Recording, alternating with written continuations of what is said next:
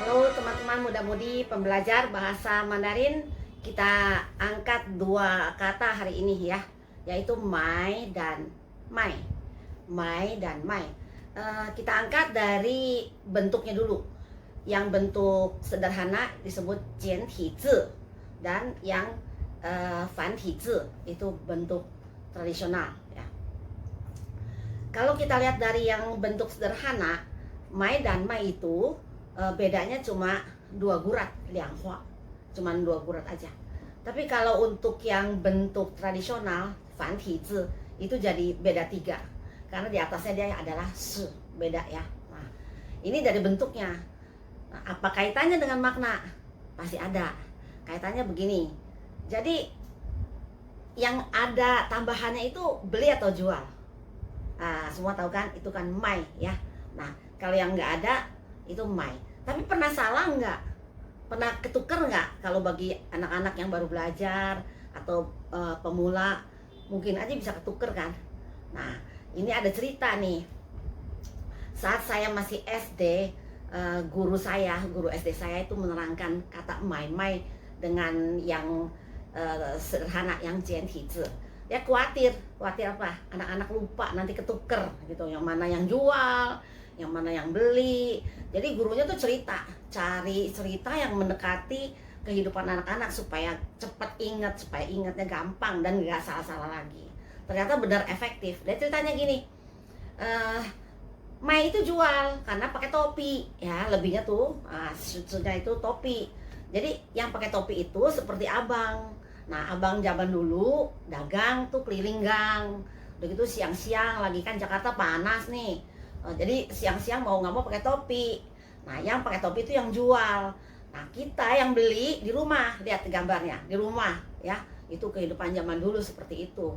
Jadi kita di rumah, kita mau beli baru kita keluar, kan nggak usah pakai topi, nggak panas. Jadi ingetin aja katanya, yang pakai topi itu adalah yang jual ya.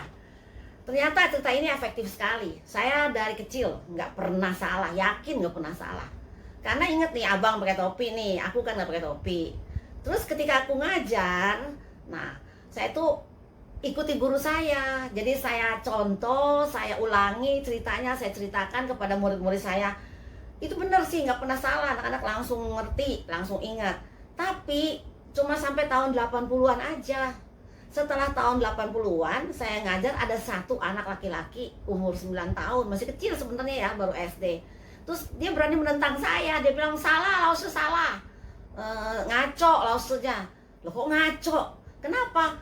Ini salah katanya, mestinya yang pakai topi itu yang beli, yang nggak pakai topi yang jual, lausnya yang ngaco. Lah kok saya jadi ngaco sih? Saya bilang nggak mungkin. Dia bilang mama saya ajak saya ke orchard. Nah, lu ke orchard ngapain? Ke orchard belanja. Tahu nggak orchard di mana? Tahu kan, Singapura. Nah, katanya jalan di orchard, dia mau belanja. Panas, yang panas dia, mamanya beliin topi suruh pakai.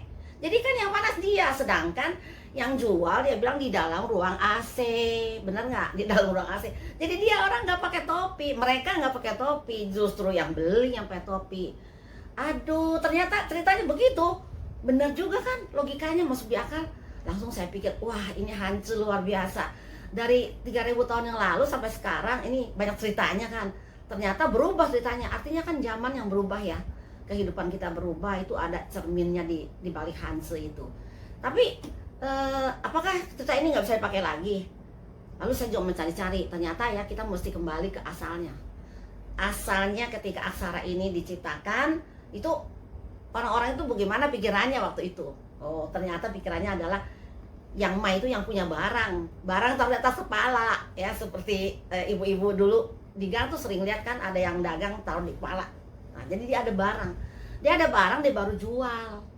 Kalau dia nggak ada barang, apa yang dijual? Jadi mai itu mesti punya barang, punya sesuatu untuk dijual, makanya dia jual. Yang nggak punya ya beli. Nah, benar nggak? Masuk kan logikanya? Tapi susunan katanya aneh lagi.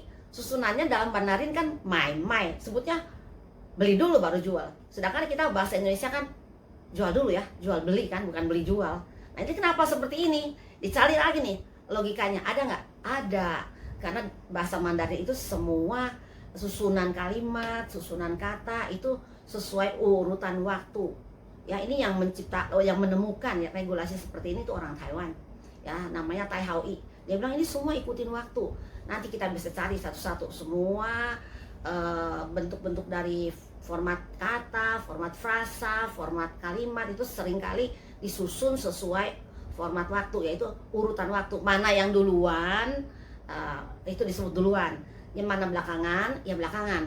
Jadi misalnya jual beli menurut pola pikir ya orang-orang yang menggunakan bahasa Mandarin itu kalau mau jual tuh mesti beli dulu kan, terus seperti buka toko ya, beli dulu barang, pajang baru dijual. Makanya mai dulu baru mai. Maka kita jual beli dagang disebutnya mai. Seru juga kan ceritanya. Nah sebenarnya masih ada lagi cerita yang hampir sama nih. Contohnya kata an, tulisan ini an ini kan atasnya adalah rumah ya, rumah, bawahnya adalah wanita, nih ya. Jadi artinya apa? Aman atau selamat. Nah, bagaimana kita menerangkan atau menceritakan huruf ini, kata ini? Nah, kita mau katakan rumah ini ada perempuan sehingga rumahnya jadi aman, atau perempuan ini di dalam rumah dan perempuannya yang jadi aman. Nah, Akila yang mana nih? Kayaknya yang perempuannya di dalam rumah ya, Lose. Jadi yang aman perempuannya. Kenapa? Kenapa yang itu? Bukankah perempuan, bukankah rumah juga aman kalau ada perempuan? Nggak ada mama gimana? Oh iya ya, Lose. Kayaknya benar juga ya. Nah, tapi memang benar yang barusan kau katakan itu benar. Kalau perempuan di dalam rumah itu aman karena ini kan aksara diciptakan berapa ribu tahun yang lalu. Saat itu nggak ada rumah sebenarnya, ya kan? Rumah itu cuma tempat bermukim dan tempat berlindung. Yang masih banyak tuh harimau, segala binatang buas masih banyak. Jadi bahaya mengancam masih banyak sekali. Memang mesti ngumpet ke rumah. Kalau perempuan kan nggak keluar bawa-bawa tombak, maka harus di rumah. Maka an ini tulisannya rumah dan wanita. Memang di rumah kalau ada wanita aman, kecuali rumahnya dikasih api bawahnya. Itu huruf apa? Lupa Lose. Apa ya? Itu cai. Di rumah ada api bawahnya, ya kebakaran rumahnya ya. Nah seru kan belajar Hanzi seperti itu ya.